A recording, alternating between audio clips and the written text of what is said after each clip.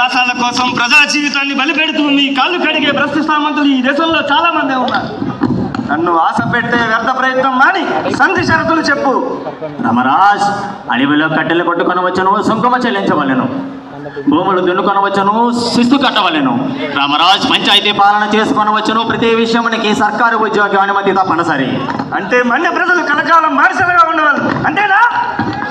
రామరాజ్, మన్యమో మన్యమో అని అడవి మంద కొరకు ఎలగోల చేయదు. నీవు వచ్చుకొని ఎడడానికి సేనాని పదవి ఇచ్చుదాము. నీ శౌర్యమును చూపించవచ్చును, గొప్పగా జీవించవచ్చును. రవి అస్తమించిన బ్రిటిష్ సామ్రాజ్యం అనే పెద్ద కొలిసినందు నీ ఒక చిన్న లింకు కావచ్చును. బ్రిటిష్ సామ్రాజ్యం నెత్తిన గుడ్డల మూటలు పెట్టుకొని ఊరూరా తిరిగినప్పుడు ఎక్కడుంది నీ బ్రిటిష్ సామ్రాజ్యం? గిడ్డంగులు కట్టుకోవడానికి ఇంత చోటు చాలని మా చంద్రగిరి రాజు దగ్గర చోళపట్టి త్రిపుర పెట్టినప్పుడు ఎక్కడుంది నీ బ్రిటిష్ సామ్రాజ్యం?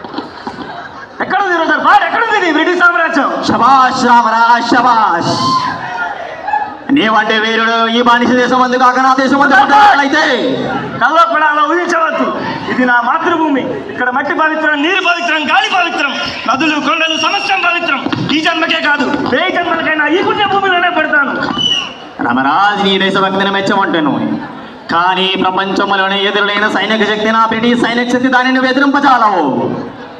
రామరాజ్, నీవు నీ స్వరాజ్యం కనుక ఆందోళన చేయవాలనుకుంటే చట్టబద్ధముగా చేయము.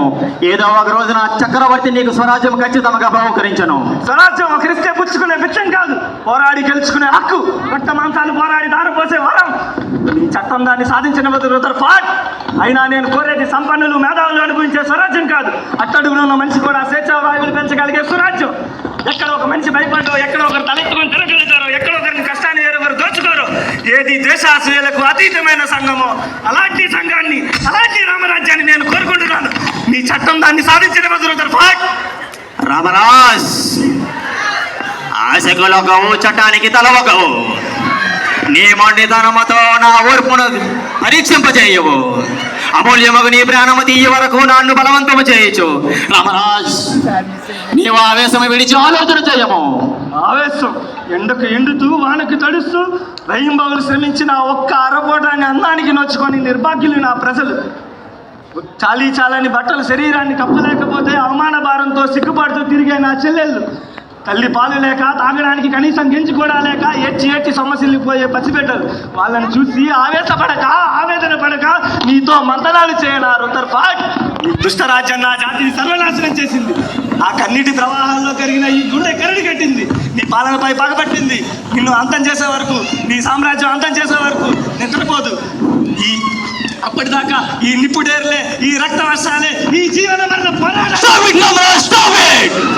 This is God's season. That's it down, Ramaraj. Oh my Lord, forgive me.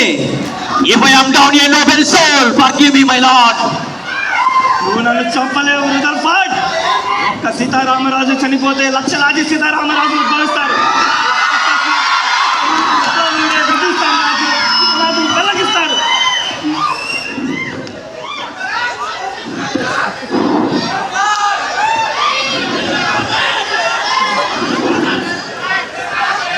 చంపగలవా నువ్వు?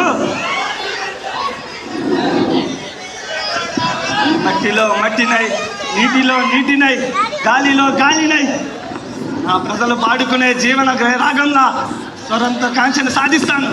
నీ పాలనపై స్పందిస్తాను.